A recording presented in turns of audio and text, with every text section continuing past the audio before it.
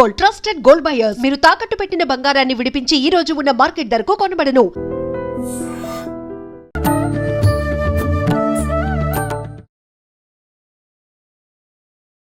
నమస్కారం, welcome to I dream. నేను మీ విజేత. ప్రస్తుతం మనతో పాటు ఉన్నారు ప్రముఖ ఆధ్యాత్మికవేత్త డాక్టర్ అనంతలక్ష్మి అమ్మగారు. ఇప్పుడు అమ్మతో మాట్లాడి మన సందేహాలన్నింటినీ నివృత్తి చేసుకుందాం, మరిన్ని మంచి మంచి విషయాలు అడిగి తెలుసుకుందాం. అమ్మ నమస్కారం. అమ్మ నమస్తే అమ్మ. తొలి ఏకాదశి రోజు అందరూ ఉపవాసాలు ఉంటూ ఉంటారు. తొలి ఏకాదశి తర్వాత నుంచి మనకు పండగలన్నీ ప్రారంభం అవుతుంటాయి. ఏంటమ్మా అసలు తొలి ఏకాదశి రోజు మనం పూజా విధానం ఏ రకంగా ఉండాలి? ఆ రోజు ప్రత్యేకించి మనం ఏ దైవాన్ని ఆరాధించాల్సి ఉంటుంది? విధి విధానాలు, నియమాలు, నైవేద్యాలు ఇలాంటివన్నీ ఏముంటాయమ్మా? అసలు ప్రతిదానికి ఇదే విధి విధానాలు, నైవేద్యాలు, ఏ దేవుడు అంతే. ఏదన్నా మనకు ఫార్మాట్ లాగా ఒక ఫ్రేమ్ వర్క్ వేసుకుని అందులో table fill in the blanks లాగా అంతే, టాబులర్ ఫామ్ ఏం లేదమ్మా. తొలి ఏకాదశి, ఆషాఢ శుద్ధ ఏకాదశిని తొలి ఏకాదశి అంటారు. తొలి ఏకాదశి అంటే ఇది ఇక నుంచి పండగలు మొదలు అని అర్థంలో చెప్పారని అనుకుంటాం. అవునమ్మా, పర్వాలేదు అనుకోవచ్చు, కానీ వాస్తవం అయితే చాతుర్మాస దీక్షకి మొదటి ఏకాదశిది. చెప్పాను కదా, 4 నెలల పాటు చాతుర్మాస దీక్ష తీసుకుంటారు. ఎందుకు ఈ 4 నెలలు అంటే, ఈ 4 నెలలు శ్రీ మహావిష్ణువు యోగ నిద్రా ముద్రితుడై ఉంటాడు. ఇప్పుడు మనకి రోజుకి ఎన్ని గంటలు ఉంటాయమ్మా? 24. సంవత్సరానికి నెలలు ఎన్ని? 12. పక్షాలు ఎన్ని? నెలకి 2 పక్షాలు కనుక 24 కదా. మనం ఎన్ని గంటలు పడుకుంటాం రోజుకి? 6, 8 మ్యాక్సిమం, ఇంకంతకన్నా పడుకోకూడదు. ఈ మనకి ఒక సంవత్సరం జరిగితే దేవతలకి 1 రోజు అవుతుంది. మనకి రోజులో 24 గంటలు ఉన్నట్టు వాళ్ళకి సంవత్సరాన్ని 1 రోజుగా వేసుకుంటే 24 పక్షాలు ఉంటాయి. రాత్రి మనం 8 గంటల విశ్రాంతి తీసుకున్నట్టు దేవతలు విశ్రాంతి తీసుకునే కాలం 8 పక్షాలు అనగా 4 నెలలు. అర్థమైందమ్మా. సో ఈ 4 నెలలు కాలస్వరూపుడైనటువంటి విష్ణువు యోగ నిద్రలో ఉంటాడు గనక అందరూ కూడా ప్రశాంతంగా ఒక చోట కూర్చుని ఉండి సాధన చేస్తారు తప్ప ఈ ప్రచారాలు, సంచారాలు ఇవేమీ చెయ్యరు. ఇది చాతుర్మాస్యం. ఈ చాతుర్మాస్యంలో ఎక్కడి నుంచి మొదలంటే ఆషాఢ శుద్ధ ఏకాదశి నుంచి మొదలు. కనుక చాతుర్మాస్యంలో వచ్చే మొదటి ఏకాదశి తొలి ఏకాదశి. అది ఇది తొలి ఏకాదశి. చివరి ఏకాదశి ఏది? కార్తీక శుద్ధ ఏకాదశి. దాన్ని ఉత్థాన ఏకాదశి అంటారు, దీన్ని శయన ఏకాదశి అంటారు. అంటే శ్రీ మహావిష్ణువు శయన నిద్రకి వెళ్ళినటువంటి ఏకాదశి అని చెప్పి శయన ఏకాదశి అంటారు. అంటే ఆ రోజు ప్రత్యేకంగా పూజలు అవన్నీ ఏం చేయొద్దామా? చెయ్యొచ్చు. ఏం చేయొచ్చు, ఎందుకంటే ఈ రోజు నుంచి విష్ణువు నిద్రకు ఉపక్రమిస్తున్నాడు గనక ఆనాడు విష్ణువుని పూజిస్తారు. మీరు గమనించండి, మనకు ఉన్నటువంటి ఊళ్ళో ఉన్నటువంటి అన్ని విష్ణువాలయాలు, ప్రత్యేకంగా పాండురంగడాలయాలు తొలి ఏకాదశికి ఇసకేస్తే రాలనంత కిటకిట్లాడుతూ ఉంటాయి. పైగా ఇది పండరీపురంలో ఉన్నటువంటి పాండురంగడికి ప్రత్యేకమైనటువంటిది తొలి ఏకాదశి, ఆషాఢ శుద్ధ ఏకాదశి. పండరీపురంలో పాండురంగడు రుక్మిణి అని చెప్తారు కదా, పాండురంగ విఠలుడు. దానికి చాలా ప్రధానంగా ఉండేటటువంటిది అక్కడ తొలి ఏకాదశి నాడే. కనుక తొలి ఏకాదశి అంటే మొదటి ఏకాదశి అని అర్థం చాతుర్మాస్యంలో. ఈనాడు ఏం చేస్తారంటే విష్ణువుని ఆరాధిస్తారు, ఉపవాసం ఉంటారు. అసలు మామూలుగా అన్ని ఏకాదశులకి ఉపవాసం ఉండడం అనేది ఆరోగ్యానికి కారణం. ప్రతి ఏకాదశికి ఉండాలి కూడా.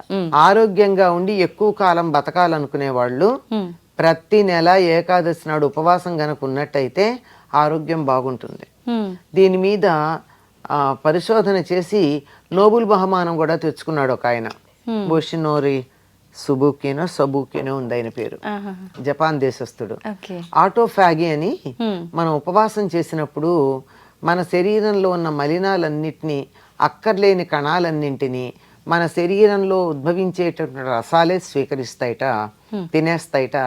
అందువల్ల క్యాన్సర్ కణాలు ఏవైతే ఉన్నాయో వాటిని ఉపవాసం ఉన్నప్పుడు మన శరీరమే తినేసి పనికిరాని కణాలు లేకుండా చేస్తుంది అంటారు. ఓకే. కనుక పైగా దానికి తర్వాత ఇంకొక పరిశోధన కూడా చేసి ఏకాదశి నాడు ఎందుకు ఉండాలి అన్నదానికి ఈ ఆటోఫాగి జరగడానికి కావలసిన ఉపవాసం చేయడం 15 రోజులకు ఒకసారి చేయాలని వాళ్ళు చెప్తే అంతవరకే ప్రస్తుతానికైన పరిశోధన. ఓకే. ఏకాదశి నాడు చేస్తే ఎంత బాగుంటుందో జ్యోతిషశాస్త్రపరంగా మన వాళ్ళు చెప్తారు. కనుక ఆనాడు ఉపవాసం చేయడం అనేది చాలా ప్రధానమైనటువంటిది. అంటే సమీపంలో, వాసం అంటే ఉండడం. ఉపవాసం అంటే లోపల ఆహారం తీసుకోకుండా లంఘనం చేయడంతో పాటుగా మన ఇష్టదైవానికి సమీపంగా ఉంటే ఆ ఏకాదశి ఉపవాసం చేసినట్టు అవుతుంది. ఓకే అమ్మా, ఉపవాసం అంటే కొంతమంది అసలు మొత్తానికే తినకుండా ఉండి ఆ రోజంతా నెక్స్ట్ డే తింటారు, కొంతమంది ఒక పూట మాత్రమే భోజనం చేస్తారు. అసలు నిజంగా ఏ రకంగా చేయాలమ్మా? అవకాశాన్ని బట్టి అమ్మా, శరీర ధర్మాన్ని బట్టి. ఇది ఆహారం ఎంత తిన్నావు అన్నది సెకండరీ. ఇప్పుడే నేను మీ ప్రశ్న అడగడానికి ముందు చెప్పిన వాక్యం ఏమిటి? ఎంత భక్తి శ్రద్ధ ఉన్నాయి అని. అవునమ్మా. అనారోగ్యంగా ఉండి ఏది తిని మందేసుకోవాలి లేకపోతే పిక్కల మీదకి వస్తుంది అన్నప్పుడు తప్పదు, పూజ మానరుగా. మానరు. ఏదో సమయానికి కాస్త నోట్లో వేసుకుంటారు, అంత మాత్రాన పూజ మానట్ల. అంటే మనలాంటి వాళ్ళం, ఆరోగ్యంగా ఉన్నవాళ్ళం అది దాన్ని చూపించి నేను కూడా చేస్తాను అంటే కాదు. అంతే కదా. అంతే అమ్మా, ఎవరి వీలుని బట్టి వాళ్ళు వెళ్తారు. ఓకే. పాలు పండ్లు అలా తీసుకొని ఉపవాసం కిందే వస్తుందమ్మా పాలు పళ్ళు లాంటివి. అంటే ఉపవాసం అంటే చెప్పా కదా, భగవంతుడి మీద మనసు కేంద్రీకరించడానికి కావలసిన తేలికైన ఆహారం. పళ్ళు పాలు వెంటనే అరుగుతాయి, అందువల్ల పొట్ట మీద బరువు ఉండదు. పొట్ట మీద బరువు ఉండదు గనక అక్కడికి జీవ ప్రజ్ఞంతా పొట్ట మీద చేరుకోవాల్సిన పని ఉండదు. అందువల్ల మనసు ధ్యానం అంటే కాకుండా ధ్యానం అంటే అలర్ట్ గా కూర్చుని భగవంతుని మీద దృష్టి నిలిపేటట్టుగా ఉంటుంది. మా ఆ రోజు భగవంతుడికి ప్రత్యేకంగా పూజలు అనేసరికి మనం ప్రత్యేకమైన డేస్లలో ఏదో ఒకటి నైవేద్యం సమర్పించాలి భగవంతుడికి అని ఆలోచిస్తాం. మరి విష్ణుమూర్తికి ప్రీతికరమైన నైవేద్యం ఏంటమ్మా? విష్ణుమూర్తికి సర్వవ్యాపి గనక ఆయనకి అన్ని ఇష్టమే. కానీ తొలి ఏకాదశి నాడు మాత్రం దేవుడికి నైవేద్యం పెట్టేది పేలపిండి సొత్తు అంటారు అందరూ. పేలపిండి అంటే మార్కెట్లో పాప్కార్న్ కొని కాదు, చక్కగా మొక్కజొన్నలు తెచ్చి ఇంట్లో వేయిస్తే కొన్ని చాలా బాగా విచ్చుకుంటాయి. విచ్చుకోకపోయినా అంత బాగా పువ్వులాగా రాకపోయినా పర్వాలేదు, దాన్నంతా బాగా మెత్తగా దంచుతారు. దాంట్లో బెల్లం దంచి కలుపుతారు. ఇది పేలపిండి ప్రసాదం అని చెప్తారు. ఇది ఈనాడు విష్ణువుకి బెల్లం వేసి తొక్కుతారమ్మా దాన్ని. దంచి లడ్డుల్లా చేయాలమ్మా? లడ్డులా చేస్తే చేయొచ్చు, పొడిగా కూడా పెట్టచ్చు. అది ప్రసాద్ దేవుడికి నైవేద్యం పెట్టినా తర్వాత మనం తిన్నా బానే ఉంటుంది. అమ్మా, ఆషాఢ మాసం. ఆషాఢ మాసం అనగానే ప్రత్యేకించి అమ్మవారి పూజలు, బోనాలు ఇలాంటివి చూస్తూ ఉంటాం. నిజంగా ఏంటమ్మా ఆషాఢ మాసం ప్రత్యేకత ఏంటి? ఈ మాసంలో మనం ప్రత్యేకంగా ఎటువంటి పూజలు చేసుకోవాలి, ఎటువంటి విధి విధానాలు ఆచరించాల్సి ఉంటుందమ్మా? అమ్మా, ఆషాఢ మాసాన్ని శూన్యమాసం అంటారమ్మా. శూన్యమాసం అంటే ప్రత్యేకంగా ఏది ముహూర్తాలు పెట్టుకుని గృహప్రవేశాలు, పెళ్ళిళ్ళు అట్లాంటి మన ముహూర్తం పెట్టుకుని చేసేవేవి చేయరు. ఎందుకని అంటే ఇది ఆధ్యాత్మిక సాధనకి చాలా సహకరించేటటువంటి సమయం కనుక ఆధ్యాత్మికంగా ఎవరికి వాళ్ళు ఉన్నత స్థితికి వెళ్ళడానికి ఉపయోగపడాల్సినటువంటి సమయం గనక సాధారణంగా ఇలాంటివి ఉండవు.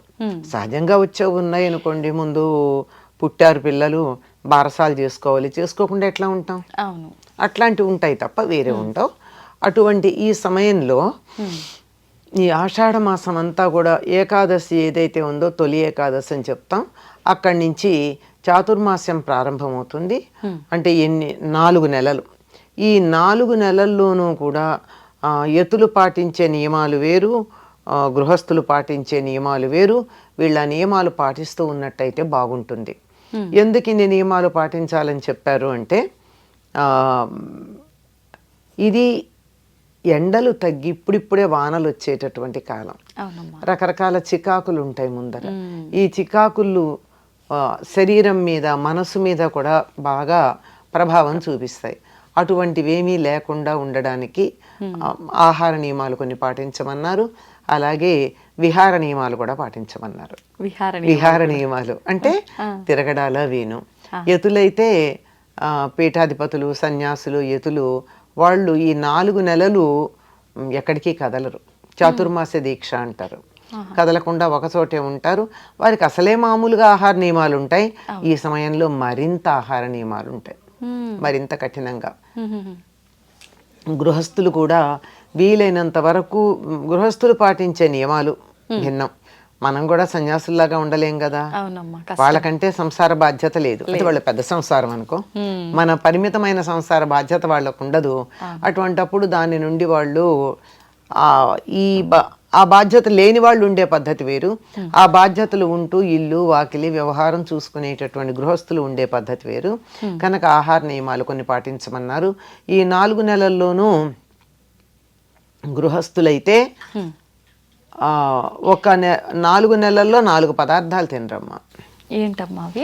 ఒక నెల పెరుగు తినరు, ఒక నెల పాలు తినరు, ఒక నెల కూరలు తినరు, ఒక నెల ఆకుకూరలు తినరు. అట్లా ఉంటాయి అన్నమాట.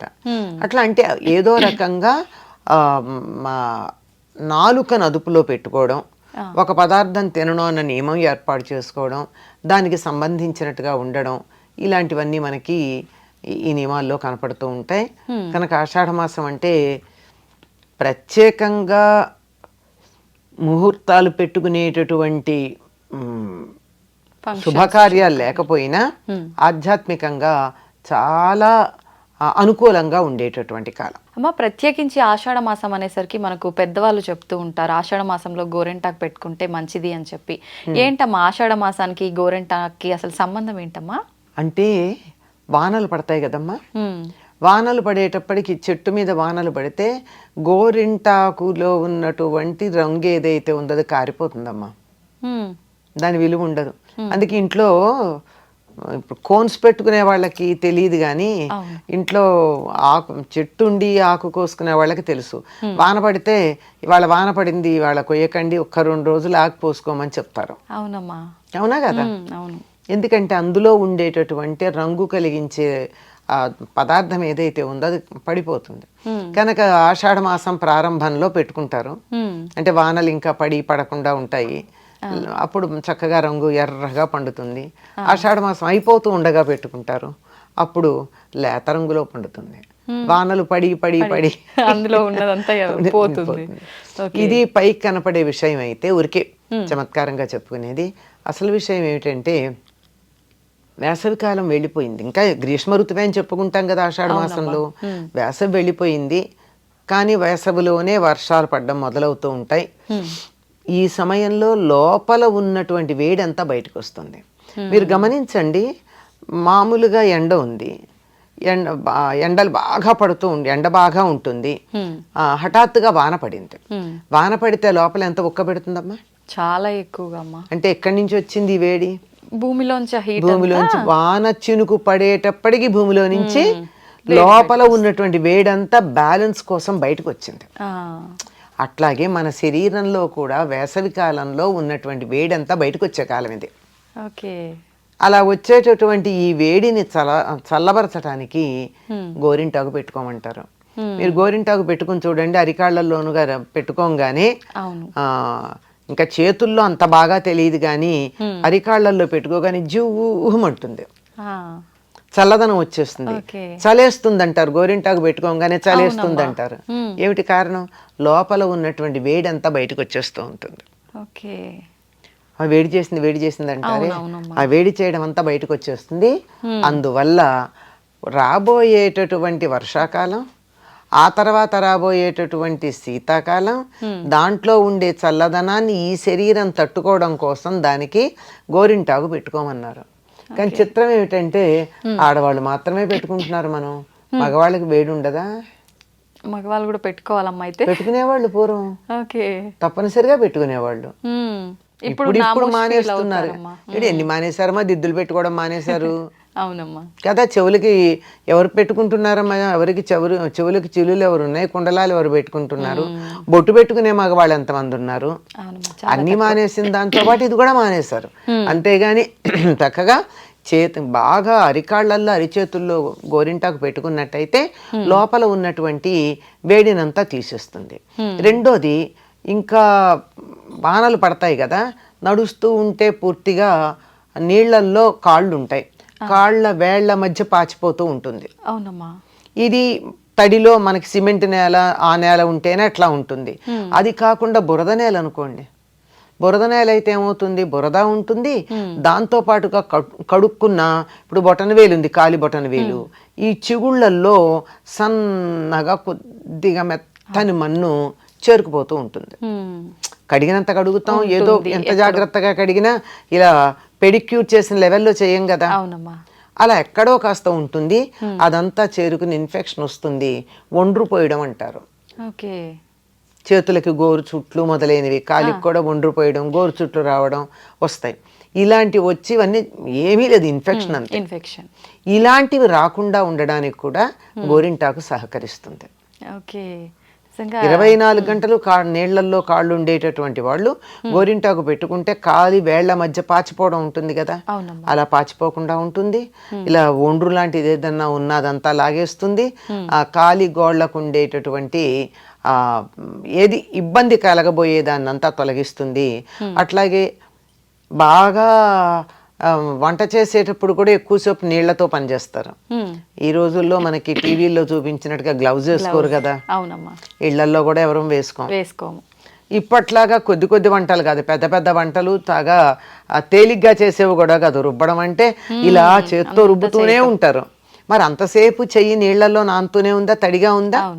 ఇలా ఉండడం వల్ల ఈ చేతి గోళ్ల మధ్య కూడా ఇబ్బంది ఉంటుంది, పిప్పిగోళ్ళు వస్తూ ఉంటాయి. ఇప్పుడు గమనించండి, ఆ కుడి చేతికి ఎడం చేతికి తేడా ఉంటుంది. పనులు చేస్తూ ఉంటాం కదా, గోళ్ళు కూడా అరుగుదలలో తేడా ఉంటుంది. ఇది మరి ఇది ఈ మాత్రానికే ఎంత ఉంటే అత్యధికంగా చేసే వాళ్ళకి ఎంత ఉంటుంది? ఎక్కువగానే. అటువంటివి గోరు చుట్లు వచ్చి గోరుకి ఇబ్బంది తగలకుండా ఉండడానికి గోటికి పెట్టుకున్నటువంటి గోరింటాకు సహకరిస్తుంది. దీని పేరేమిటండి, నఖరంజని. ఆ పేరు ఎందుకు వచ్చింది? నఖ అంటే గోరు, రంజని అంటే ఎర్రబడిచేది, గోళ్ళకి ఎరుపు రంగు కలిగించేది. తెలుగులో పేరు కూడా గోరింటాకు. గోరుకే రంగునిచ్చేటటువంటిది గోరింటాకు. అందుకని ఈ వానాకాలంలో తడికి కాళ్ళు పాడవకుండా, చేతులు పాడవకుండా, లోపల ఉన్న వేడి బయటకు వచ్చేటట్టుగా, లోపల వేడి బయట చలి ఉంటే ప్రమాదం కదా, అందుకని సమానం చేయడానికి గోరింటాకు సహకరిస్తుంది. అమ్మ, ఇంకొక విషయం పెద్దవాళ్ళు చెప్తూ ఉంటారు, ఇది కూడా గోరింటాకు ఎర్రగా పండితే మంచి మొగుడు వస్తాడు అని చెప్పి. ఇది నిజమేనా అమ్మ? తమాషాకు చెప్తుంటారా? మంచి మొగుడు వస్తాడని చెప్పరమ్మా, ప్రేమ ఎక్కువ ఉంటుందని చెప్తారు. ఓకే, ఏంటమ్మా ఇది నిజమేనా? నిజమేమో కాదు కానీ కొంతమందికి బాగా పండుతుంది, కొంతమందికి కొంచెం తక్కువ పండుతుంది. ఎవరు కొద్దిగా వేడి తత్వం, ఆవేశ తత్వం ఉన్నదో వాళ్ళకి వేడిగా పండు, రజోగుణం ఉంటే. అంచేత రజోగుణం ఉంది కనుక కాస్త భార్యాభర్తలు మోర్ ఇమోషనల్లీ అటాచ్డ్, అంతే. Some people are very cool, వాళ్ళకి కొద్దిగా అంత కూల్ గా ఉండే వాళ్ళకి even relationship is a little cool. అది ఆ మాట చెప్పడానికే తప్ప దానికి దీనికి ఏం సంబంధం అమ్మా? ఇప్పుడు కోన్స్ పెట్టుకుంటే నల్లబడుతోంది అంటే అసలు రిలేషనే లేనట్ట. నిజమే అమ్మా. అమ్మ, కోన్ కూడా పెట్టుకోవచ్చు అంటారా, లేదంటే ఆకు మాత్రమే పెట్టుకోవాలా? గోరింటాకు గురించి మనం మాట్లాడుకున్నదంతా అలంకారం గురించి మాట్లాడాలి, ఆరోగ్యం గురించి మాట్లాడాలి. ఆరోగ్యం మరి ఆకు రుబ్బితే వచ్చినట్టుగా కోన్లో ఏముంటుందో మనకేం తెలుసమ్మా? అవునమ్మా, రసాయనాలు ఉంటాయి. దాని మీద మనమే చెప్తూ ఉంటాం, అందులో కలిసి ఉంటాయి, పైన అది చేయండి ఇది చెయ్యండి అని. నల్లగా పండుతుంది, 2 రోజుల్లో పోతుంది. అదే గోరింటాకు గనక పెట్టుకుంటే అంత నల్లగా పండకపోయినా ఎర్ర రంగుతో పండితే కూడా క్రమక్రమంగా తగ్గుతూ వస్తుంది. అవునమ్మా. అంటే దీన్ని బట్టి అర్థం కోన్ మనం తయారు చేసుకుంటే మంచిది. ఇంట్లో గోరింటాకుని చక్కగా రుబ్బి తయారు చేసుకుని దాన్ని కోన్లో వేసుకోండి, పెట్టుకోవడానికి అందంగా ఉంటుందంటే. అబ్బో ఇది కూడా చాలా పెద్ద కళమ్మ, గోరింటాకు పెట్టడం అన్నది. ఇప్పుడు కోన్లో అయితే రకరకాల డిజైన్లు వేస్తున్నారు, దాని మీద కోర్సులు కూడా ఉన్నాయి ఎలా చేయాలి అన్నది. అసలు అది తయారు చేయడమే ఒక పెద్ద విశేషం. కానీ ఇది మామూలుగా పండే గోరింటాకు తయారు చేయడం కూడా, ఇంట్లో తయారు చేసుకునేది కూడా చాలా విశేషంగానే చేస్తారు. అది అలా రుబ్బేటప్పుడు కొంచెం చింతపండు వేసేవాళ్ళు, లేదా కొంచెం నిమ్మరసం కలపడం, లేదా పుల్ల మజ్జిగ వేయడం, ఇలాంటివి చేస్తే ఎక్కువ బాగా ఇవి కూడా ఇందులో ఏది అనారోగ్యం ఏం కాదు. ఒకవేళ తింటే కూడా తినచ్చు కూడా గోరింటాకు, తప్పేం లేదు. తింటే కూడా అనారోగ్యం ఏం కాదు. కొంచెం చింతపండు కలిసి ఉంటే అనారోగ్యం కాదు కదా, పుల్ల మజ్జిగ ఉంటే అనారోగ్యం ఏం కాదు కదా. కనుక ఇదంతా కూడా ఆరోగ్య దృష్టితో కనుక చూసినట్టయితే మనం ఆకు చేసుకోవడమే మంచిదమ్మా. నిజమే అమ్మ. కోన్ల విషయానికి వస్తే ఇప్పుడు గోరెంటాకు అంటే మనకు ఎరుపు రంగు ఉంటుంది, అది శుభానికి సూచకము, మనం ఏ టైంలో అయినా పెట్టుకోవచ్చు. కానీ కొంతమంది ఫంక్షన్స్కి కూడా రెడ్ సైడ్ నుంచి బ్లాక్ కోన్తో మళ్ళీ డిజైన్స్ అట్లా వేస్తున్నారు కదమ్మా, అదంతా శుభసూచకమే అంటారా? అమ్మ ఎవరిష్టం వాళ్ళ, అన్ని శుభసూచకాలు అవునా కాదా అంటే ఏం చెప్తాం. నిజానికి అది గోరింటాకు కాదు, దాన్ని ఏమంటారు, రంగులు పూసుకోవడం అంటారు. ఇప్పుడు మగపిల్లలు చాలా మంది, ఆడపిల్లలు కూడా వేయించుకుంటున్నారు కదా, ఇవి టాటూలు వేయించుకుంటే శుభమా అశుభం అంటే ఏం చెప్పమమ్మా. నల్ల రంగు కదా, నల్లగా తయారవుతుంది కదా టాటూ. యాక్చువల్లీ అది డార్క్ బ్లూ కానీ నల్లగానే కనపడుతుంది. అది శుభమా అశుభమా అంటే ఏం చెప్పగలం? నచ్చింది వేయించుకున్నారు అంతే, స్టైల్ అని వేయించుకున్నారు, అంతకన్నా ఇంకేం లేదు. అది వేయించుకుంటే ఏమిటో తెలుసా ఒక విషయం, బ్లడ్ ఎవరికి ఇవ్వడానికి లేదు. ఎందుకనమ్మా, ఎందుకు ఇవ్వకూడదు? అది బ్లడ్ దాకా పెడుతుంది, అది కెమికల్ కదా. నిజంగా ఈ మధ్య కాలంలోనే వింటున్నామమ్మా. అంతకు ముందు కాలంలో ఎప్పుడు అప్పుడు కాలంలో కూడా చాలా మంది పచ్చలు వేపించుకునే వాళ్ళు కదమ్మా పెద్దవాళ్ళు. అప్పట్లో ఇదంతా లేదు. ఇప్పుడు ఈ టాటూస్ ఎక్కువైపోయిన తర్వాత ఇది వింటున్నామా. ఆ రోజుల్లో బ్లడ్ ట్రాన్స్ఫర్ ఎక్కడుంది? లేదు. అవునమ్మా, ఇప్పుడు లేదు కదా. ఇప్పుడు జరిగే ఇబ్బందులు ఇప్పుడు ఎక్కువగా మాట్లాడుకోవాల్సి వచ్చింది. నష్టమేం లేదమ్మా, ఎవరికి ఇవ్వక్కర్లేదు, అంతే. సింపుల్. బ్లడ్ ఇస్తావా అంటే టాటూ ఉందని చెప్పేస్తే అయిపోయా. ఎంత సింపుల్. సింపుల్ అంటే ఉంటది కదమ్మా. ఖచ్చితంగా ఎవరికైనా ఎమర్జెన్సీ అవసరం పడింది అంటే మనం ఇవ్వలేకపోతున్నాము అంటే ఆ బాధ మామూలుగా ఉండదు. గాడ్ ఫర్బిడ్ ఎవరికి అవసరం రాకుండా ఉండుగాక. ఇంకంతే అమ్మా, అట్లా అనుకోవాల్సింది. అమ్మ, ఆషాఢ మాసంలో అత్త కోడలు ఒకే ఇంట్లో ఉండకూడదు అంటుంటారు, ముఖ్యంగా కొత్తగా పెళ్ళైన వాళ్ళు. ఎందుకనమ్మా ఈ ఆచారం అసలు ఎందుకు వచ్చింది, ఎప్పటి నుంచి వచ్చిందమ్మా? అమ్మ, మన వాళ్ళు ఒక విషయం చెప్పారు అంటే దాని వెనకాల జ్యోతిష్ శాస్త్రపరమైన అంశాలు ఉంటాయి, ఆధ్యాత్మిక విషయాలు ఉంటాయి, సామాజికమైనటువంటి అంశాలు కూడా ఉంటాయి. ఇన్ని జోడించబడి ఉన్నాయి అందులో. ఆషాఢ మాసంలో అత్త కోడలు కాదమ్మా కలిసి ఉండకూడదు, భార్య భర్త కలిసి ఉండకూడదు. అంత పచ్చిగా చెప్పడం, అది ఆ రోజుల్లో ఆ కాస్త చెప్పడం కూడా పచ్చిగా అనిపించి మన వాళ్ళు చాలా నాజుగ్గా చెప్పారనమాట. ఆ సమయంలో గనక గర్భధారణ జరిగినట్టయితే మంచి జీవులు దిగి రావడం కష్టం.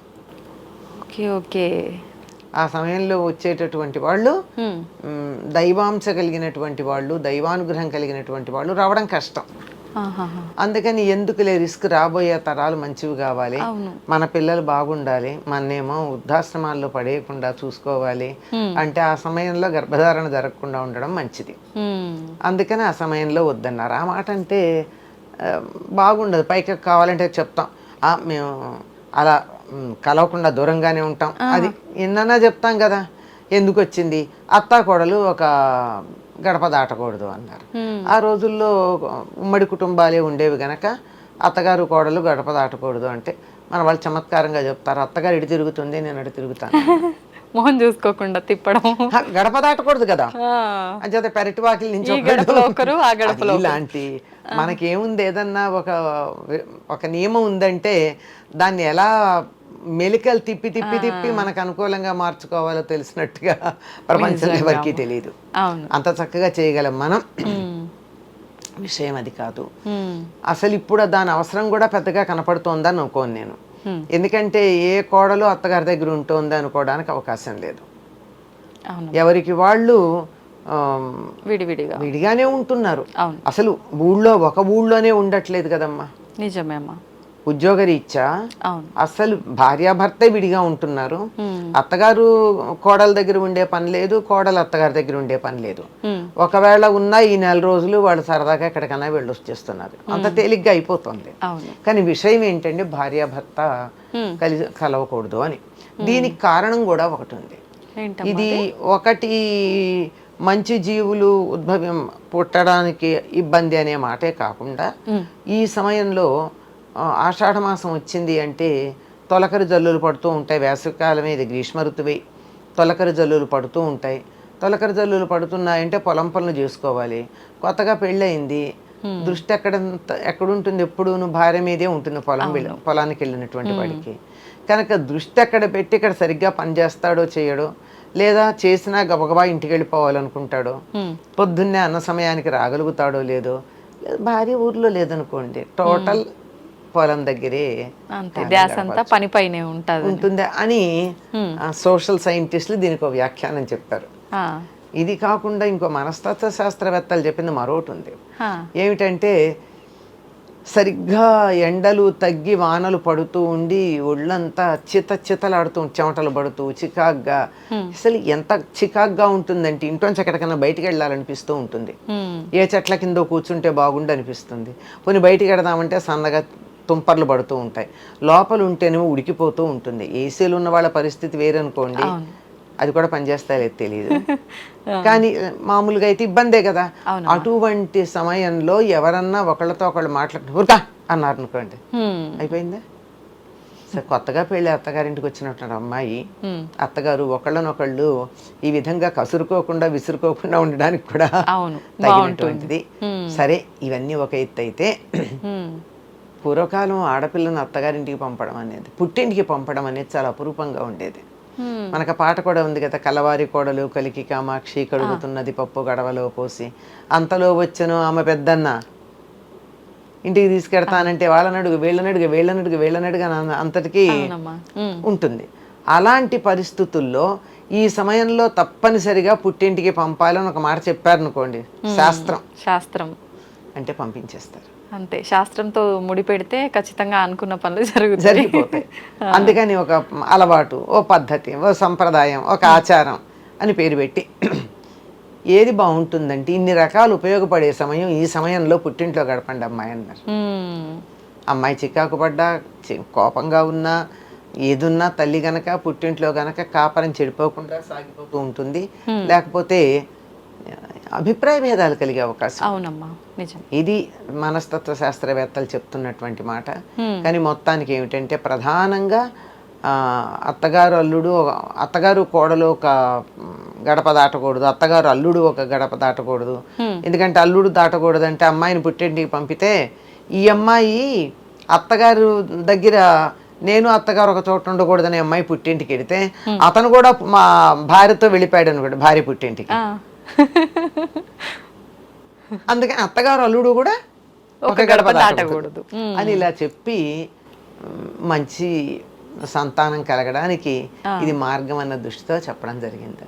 ఓకే, మొత్తానికి విషయం ఇదైతే ఇలా మార్చేశారు.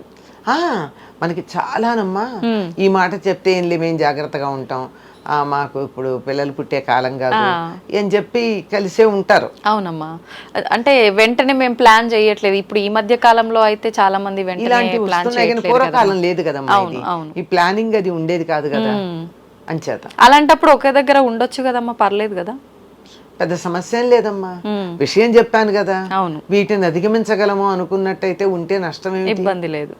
నేను అత్తగారితో చికాకు పడను, మా ఏసీ గదులు ఉన్నాయి, హాయిగానే ఉంటాను, ఆవిడతో హ్యాపీగా ఉంటాను, నాకు పుట్టింటికి వెళ్ళి చేసేది కూడా ఏం లేదు. ఇప్పుడు అన్ని ఎక్కువ ఉంటే మొత్తం వెళ్ళలేనంత దూరం, లేదు అంటే ఒకే దగ్గర లోకల్లోనే ఉండేటట్టుగా ఎప్పుడంటే అప్పుడు వెళ్ళి వచ్చేటట్టుగా ఉంది కాబట్టి ఇబ్బంది ఏం లేదమ్మా కదా. అదే అంచేత సమస్య ఏం లేదమ్మా, వెళ్ళాలి అన్న నియమం ఏం లేదు, పెడితే మంచి బానే ఉంటుంది. అత్తగారింటి పుట్టింటికి పంపని రోజుల్లో ఇంత తాపత్రయపడాల్సి వచ్చింది. ఇప్పుడు అమ్మాయి ఇప్పుడు కావాలంటే ఇప్పుడు వెళ్ళిపోతుంది, అత్తగారికి చెప్పను కూడా చెప్పకుండా. అట్లాంటప్పుడు ఏమిటి పెద్ద నియమం? అమ్మ అప్పట్లో ఇలా ఆషాఢ మాసం అంతా పుట్టింటికి పంపించిన తర్వాత మళ్ళీ అత్తగారు వాళ్ళు శ్రావణ పట్టి అని చెప్పి పెట్టి అట్లా తీసుకురావడం ఇలాంటి ఆచారం కూడా ఉండేది కదమ్మా? ఉండేదమ్మా. ఇప్పుడు ఇచ్చిపుచ్చుకోవడానికి ఏదో ఒక సందర్భం పెట్టారు.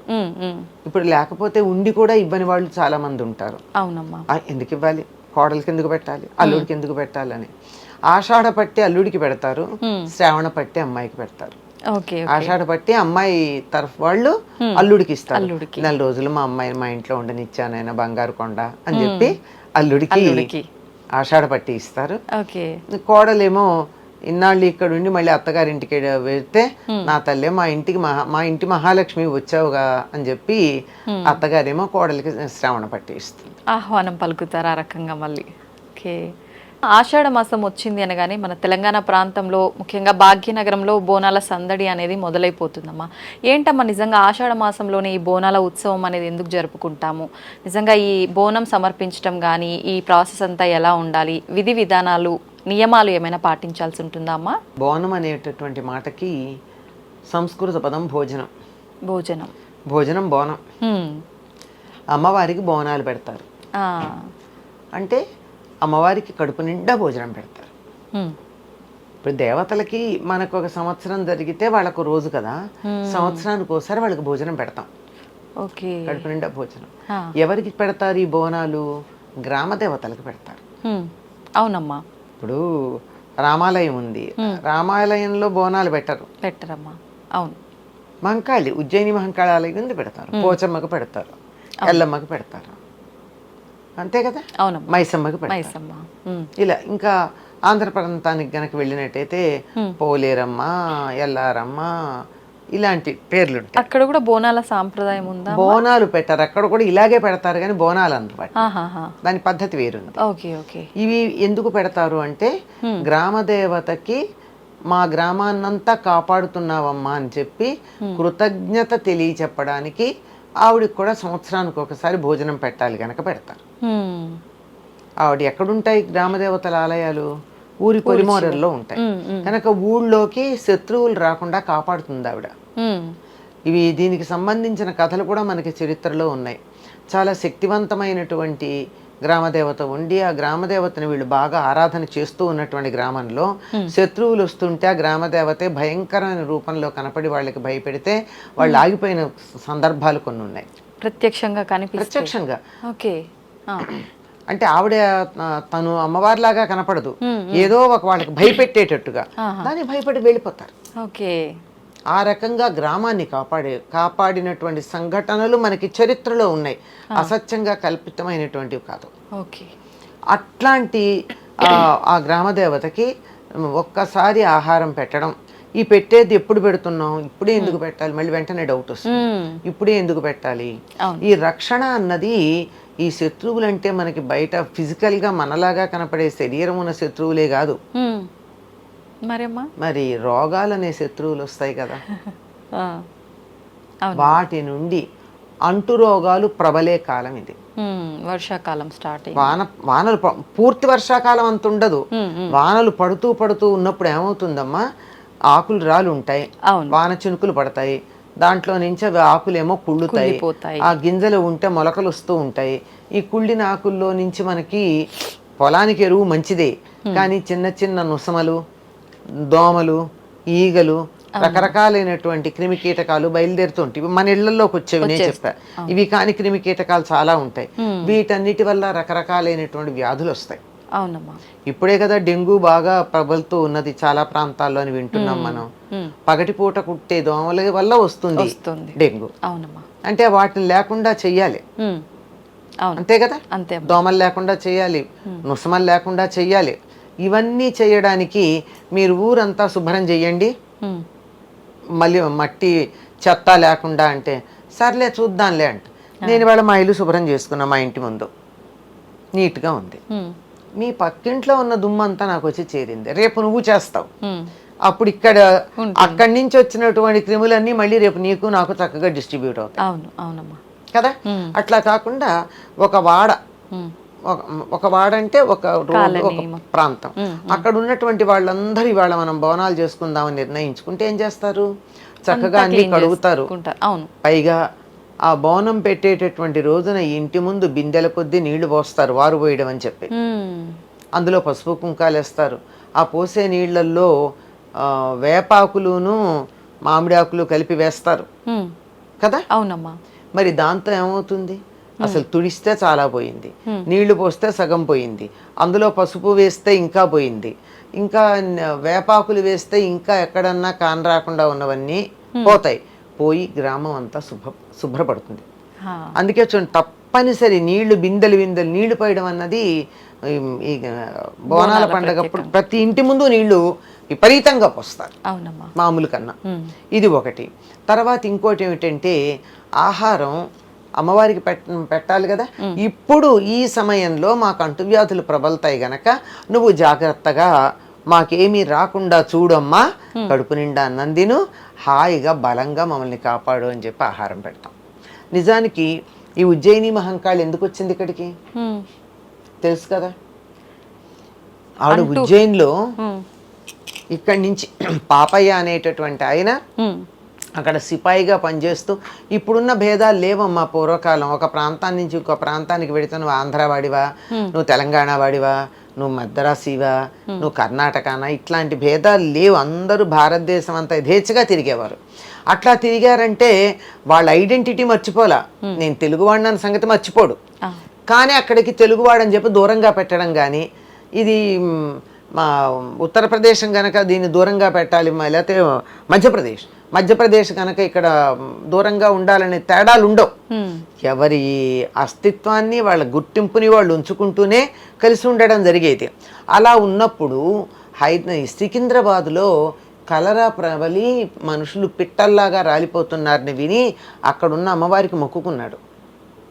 అమ్మ, అక్కడ కానీ కలరా వ్యాధి తగ్గితే నిన్ను ఇక్కడి నుంచి నేను తీసుకెళ్ళి ప్రతిష్ఠ చేస్తాను. సుమారుగా 200 ఏళ్ళు దాటింది, తగ్గింది. అంటే ఈ అంటువ్యాధులు ఏవైతే ఉన్నాయో వానలు పడ్డప్పుడు, తర్వాత ఈ వానలు పడినందువల్ల ఇక్కడ ఉండే చెత్తే కాకుండా వానలు పడంగానే కాలువలు, చెరువులు, నదుల్లో కొత్త నీళ్ళు వస్తాయి, బురదగా ఉంటాయి. అవి వచ్చేటప్పుడు ఏమేం పట్టుకొస్తాయో తెలియదు. కనుక ఆ నీళ్ల వల్ల కూడా అనేక రకాలైనటువంటి జీర్ణకోశ సంబంధమైనటువంటి వ్యాధులు వస్తాయి. ఇవన్నీ పోవాలి అని, ఇవేమి రాకుండా చూడమని చెప్పి ఈ గ్రామాన్ని కాపాడే బాధ్యత స్వీకరించినటువంటి గ్రామదేవతకి ఆహారం ఇస్తామమ్మా, అదే బోనం. ఓకే. మరి నిజంగా అమ్మవారికి భోజనం అంటే మామూలుగా మనం తీసుకున్నట్టు అన్నము, కూర ఇలానే పెడతారా? అంటే ప్రాంతాన్ని బట్టి ఒక్కొక్కరు ఒక్కో రకంగా బోనం సమర్పిస్తూ ఉంటారు కదమ్మా. అసలు ఏ రకంగా సమర్పించాలి అమ్మవారికి బోనం? అంటే ఇక్కడ తెలంగాణ ప్రాంతం అంతా ఇంట్లో అన్నం వండి నెత్తిని పెట్టి తీసుకొచ్చి రాసిపోస్తే పెద్ద రాసి అవుతుంది. చాలా ప్రాంతాల్లో జరిగేటటువంటిది అదే. అయితే మీకు ఆంధ్ర ప్రాంతానికి కనుక వెళ్ళినట్టయితే అందరూ ఎవరిళ్లలో వాళ్ళు పెట్టుకుంటారు. అంటే ఆలయం దగ్గర, అట్లా ఆలయం దగ్గర జాతర చేస్తారు వేరే, ఆ జాతర వేరు. ప్రతి ఇంట్లోనూ గ్రామదేవత అయినా సరే అన్ని వర్ణాల వారు అయితే ఆదివారం కానీ లేకపోతే గురువారం కానీ సద్ది నైవేద్యం అని పెడతారు. అంటే రాత్రి అన్నం వండుతారమ్మా. బుధవారం సాయంకాలం కానీ శనివారం సాయంకాలం కానీ స్నానం చేసి గిన్నెతో అన్నం వండి అలా ఉంచుతారు. సాధారణంగా వండిన దాంట్లో ఇంత తీసుకోకుండా రాత్రి ఉండనీయం మనం, అవును అశుభమని.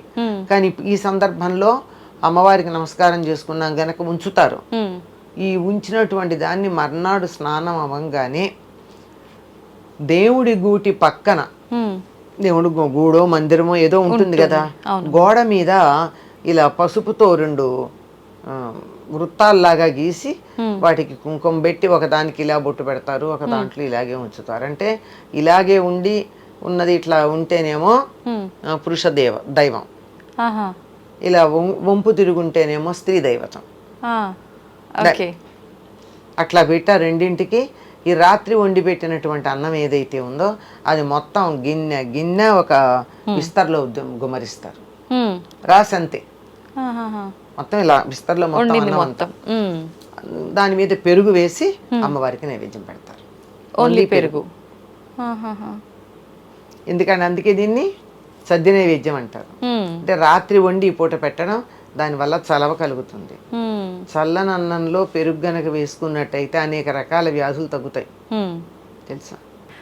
మామూలుగా అంటే నైట్ వండింది ఇప్పటికి అలా పెట్టడం కరెక్ట్ కాదు మామూలుగా కదమ్మా. పెట్టమమ్మా, ఇది ఒక్కటే. అందుకే ఈ దీనికి ఒక్కసారి సద్ది- అది కూడా ఆంధ్ర ప్రాంతం సద్ది నైవేద్యం అని పేరు కూడా. ఓకే. సద్ది రాత్రి చేసి పెట్టి చల్లబడిపోయింది, దాన్ని పెట్టడం. అంటే దానివల్ల ఏమవుతుంది, లోపల ఉన్నటువంటి వేడి ఏదైతే బయటకు వస్తూ ఉన్నదో దాన్ని తట్టుకోవడానికి కావలసినటువంటి చల్లదనాన్ని ఇవ్వడం జరుగుతుంది. అమ్మ, బోనాల తర్వాత రంగం అని చెప్పి, భవిష్యవాణి అని చెప్పి ఇవన్నీ కూడా చెప్తుంటారు కదమ్మా. ఏంటమ్మా ఈ ఆచారం కూడా ఎప్పటి నుంచి వచ్చింది? ఎప్పటి నుంచో ఉందమ్మా. ఎప్పటి నుంచి అంటే ఇక్కడ ఉజ్జయిని మహంకాళి అయితే 200 ఏళ్ల క్రితం వచ్చింది, కానీ ఈ జోస్యాలు చెప్పడాలు అవి మొదటి నుంచి ఉన్నాయి. ఇప్పుడు రంగం అంటే ఇక్కడ తడికుండ మీద నిలబడి మాట్లాడతారు ఆవిడ. భవిష్యత్తు చెప్పడం అనేది ఆ సమయంలో అమ్మవారు ఆవేశించడం జరుగుతుంది. అమ్మవారి యొక్క అంశన్న వాళ్ళ మీద ఆవేశిస్తుంది. అప్పుడు వాళ్ళు మాట్లాడేది జరగబోయే దాన్నంతా గుర్తు ముందరే చెప్తారు. చాలా మంది పూనకాలు శిగాలని చెప్పి ఊగిపోతూ ఉంటారమ్మా. నిజంగా అంత మంది పైకి అమ్మవారు వస్తుందమ్మా నిజంగా? అమ్మవారికి పనేం లేదా? ఉంటుంది కదమ్మా, అందరినీ చల్లగా చూడాలి. అంతే కదా, ఇలా ఒక్కొక్కళ్ళ మీదకి వచ్చి కూర్చొని చెప్తూ ఉంటుందా? కానీ ఇక్కడ మాత్రం ఈ రంగంలో మాత్రం ఈ ఒక్క పర్టికులర్ టైమే ఆవిడ చాలా తృప్తి చెందుతుంది కదా. అందరూ కలిసి చేస్తారు. ఇందులో ఎవరింట్లో వాళ్ళు విడివిడిగా చేసుకునేది ఏం లేదు కదా, అందరూ కలిసి చేస్తుంటారు గనక అందరికి ఒకేసారి సందేశం ఇవ్వడానికి అమ్మవారు పోనొచ్చు. ఓకే. పోనదు అని చెప్పడానికి వీల్లేదమ్మా. వస్తుంది, చెప్తుంది, జరిగేది జరగబోయేది చెప్తుంది.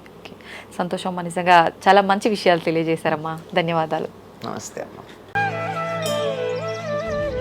దీన్ని తవ్వండి, తవ్వుతూనే శివలింగం. సరే, దాన్ని అట్లా కప్పేసేయండి, చూపించదండి. Krishna is there.